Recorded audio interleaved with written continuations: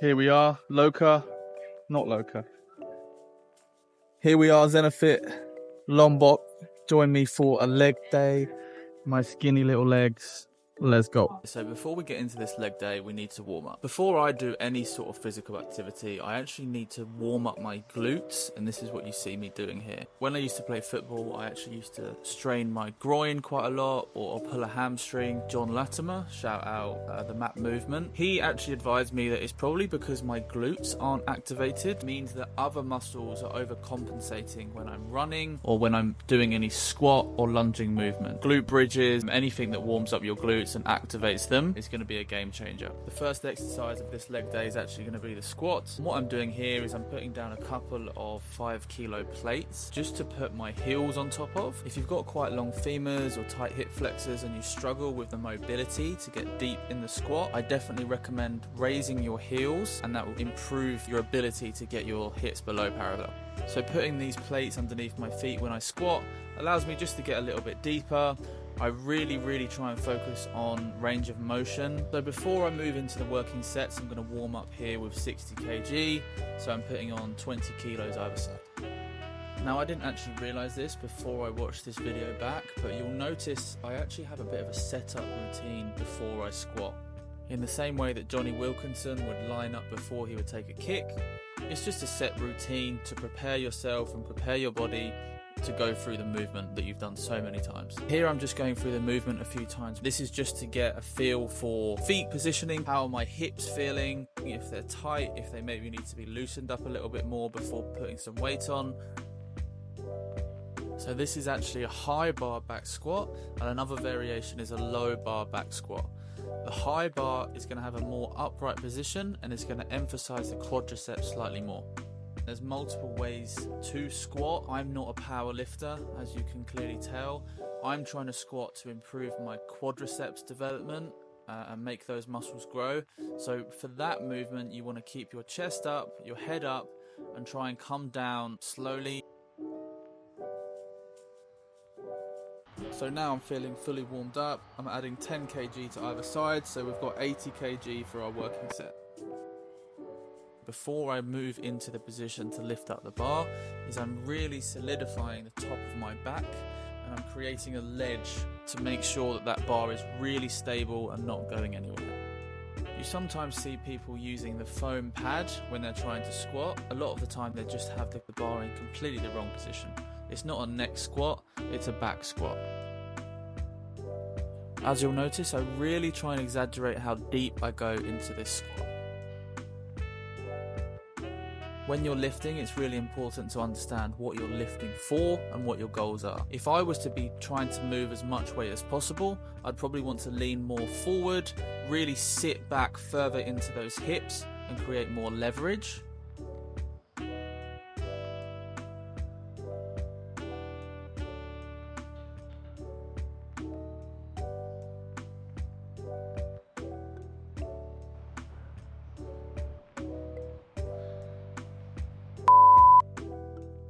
That was much harder than I hoped it was going to be. Let's go.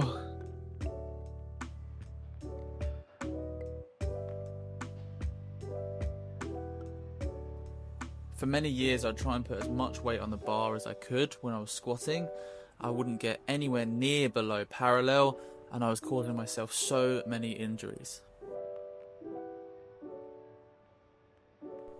Thank God I'm out the other end of those ego lifting days, and now my longevity and my ability to prevent injury is far more important than how much weight I've got on the bar. I actually don't really count how many reps I'm doing when I work out nowadays. What I actually do is I measure my RPE, which is rate of perceived exertion. To keep it very simple, you want to go within 1 or 2 reps of failure. And failure means when you cannot complete the movement with perfect technique anymore. You do not want to have a breakdown in technique just to move the weight. There is no benefit in that. If you follow my content, you'll hear me talk about preventing injury a lot, because I know that if I am without physical activity like surfing, going to the gym, playing sport, I'm completely miserable.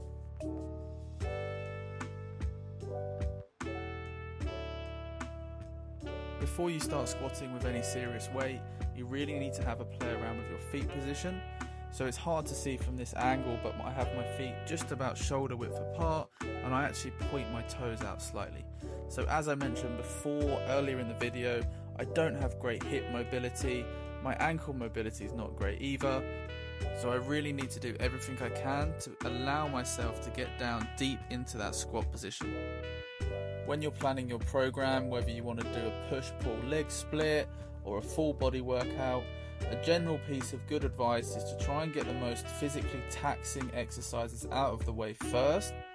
So when you're doing your leg day, I'd recommend doing your squatting first, because that's going to be the most physically demanding movement. Next, I'm going to be doing the RDL, also known as Romanian Deadlift.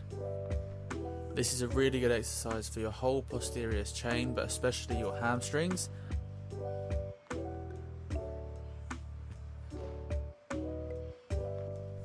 When you're putting together your leg day plan, you need to make sure you've got adequate exercises to train your quadriceps, hamstrings, glutes and calves.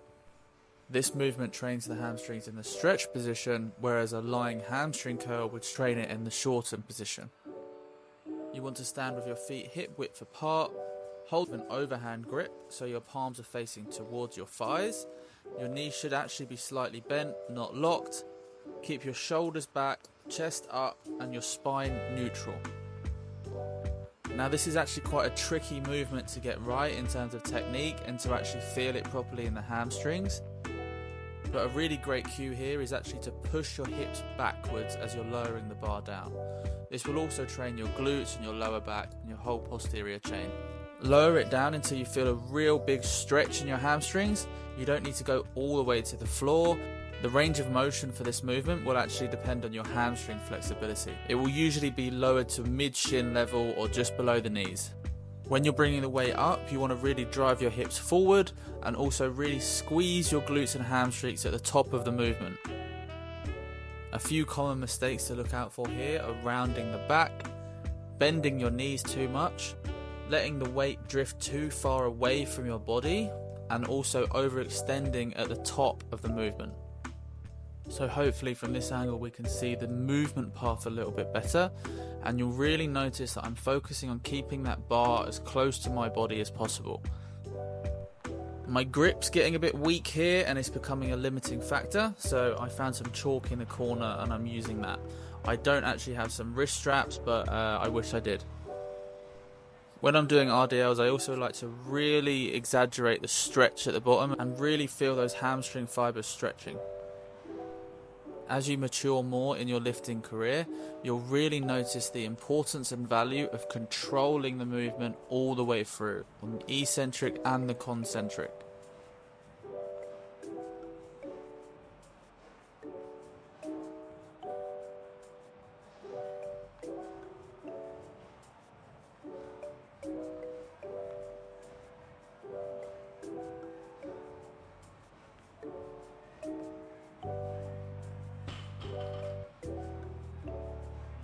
Now we're going to do a few sets of the Bulgarian split squat, which is brutal. But if it's brutal and you're performing the movement correctly, that means it's really, really good for you. A variation of this would also be walking lunges, but I find that the single leg Bulgarian split squat really exaggerates that stretch, and it's been proven that most hypertrophy occurs when the muscle is under load in the stretched position. When I'm performing this movement, I'm really trying to focus on the glutes, so I'm leaning forward into the movement. I also really want to go as low as I possibly can, control eccentric and concentric part of the movement to maximize muscle growth. You'll notice I shuffle my foot forward a little bit here just to maintain stability and get as much range of motion as possible.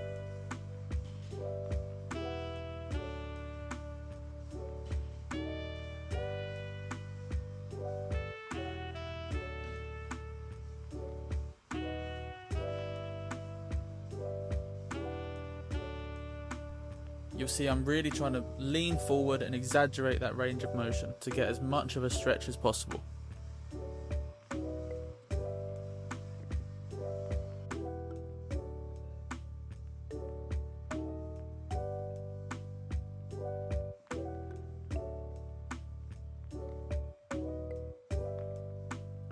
I'm not using too much weight here. I think I've got a 15 kg dumbbell in my hand.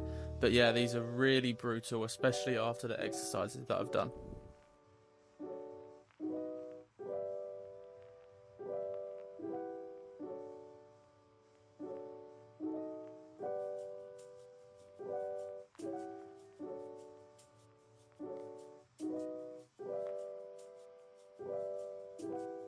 Now you'll notice I'm not actually fully extending my legs here, and I'd wish I could say that that's some great new technique to build more muscle, but I'm actually just being lazy and really tired.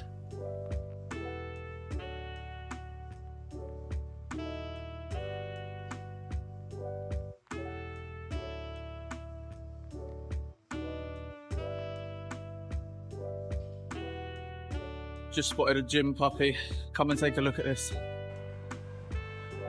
If there's ever a cute little puppy tucked up in the corner like this in your gym, you absolutely have to go and say hello. So now for the final of our quad exercises, we're going to do a leg press.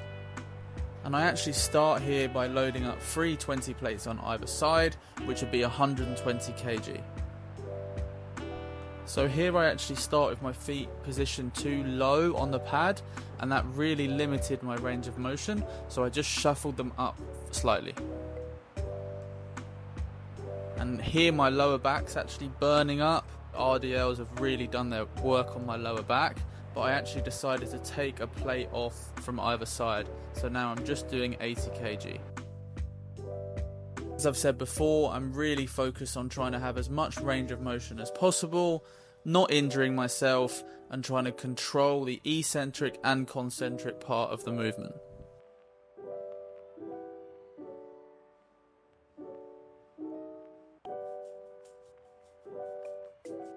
Now, there's loads of videos online circulating of people putting on 10 plates either side and adding extra plates on top. But listen, that's not my game. I'm not looking to snap any bones. The great thing about using a leg press machine, and also machines in general, is that you can actually go much closer to failure without risking injury. Whereas if you were to go super close to failure in a squat, you potentially would not be able to get the weight back up off of you.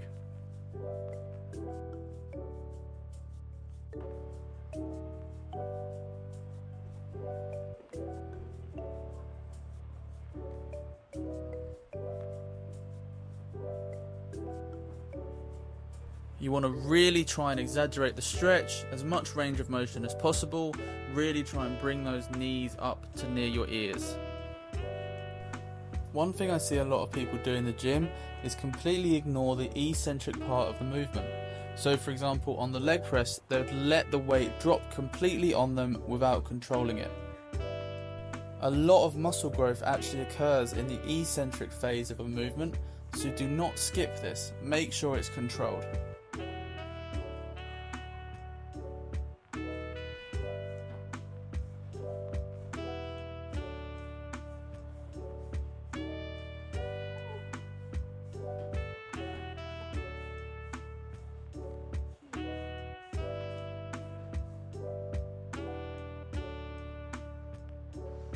Now we're going to move on to calves, obviously my strongest muscle group.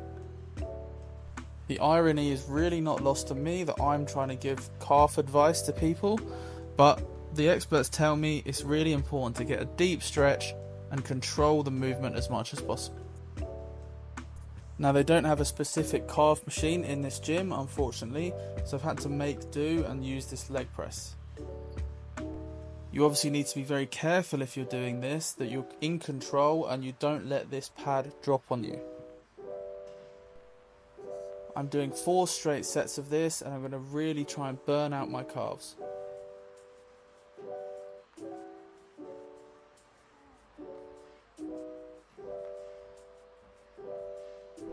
As I mentioned earlier in the video, I really don't like to try and focus on how many reps I'm doing.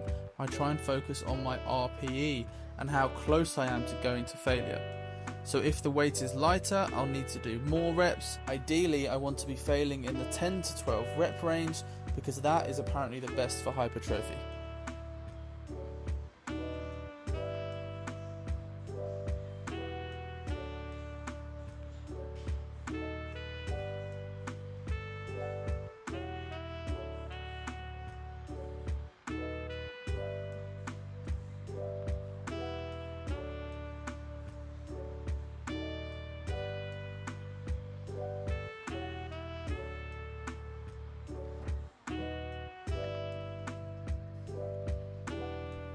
Okay, so to finish off this leg day, we're actually going to do some seated hamstring curls. And this is a great way to really burn out the hamstrings in the shortened position.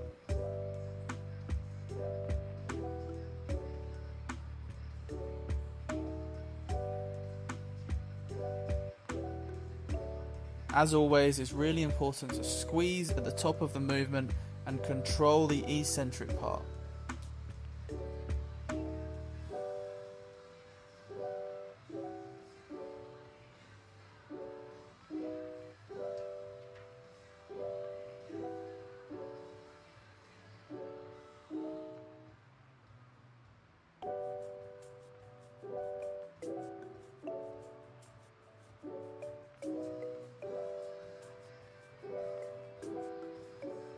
So the camera on my battery actually died after this set, but I completed another 2 sets to make it 3 in total. And there we go. Full leg day, fucking hard work. Definitely realised I pushed myself more when there's a camera on me, but that's a good thing. So thanks for watching. See you next time. Subscribe and follow for all of that fun stuff. Lots more content coming. Appreciate the support. There's none of you yet, but I still appreciate it.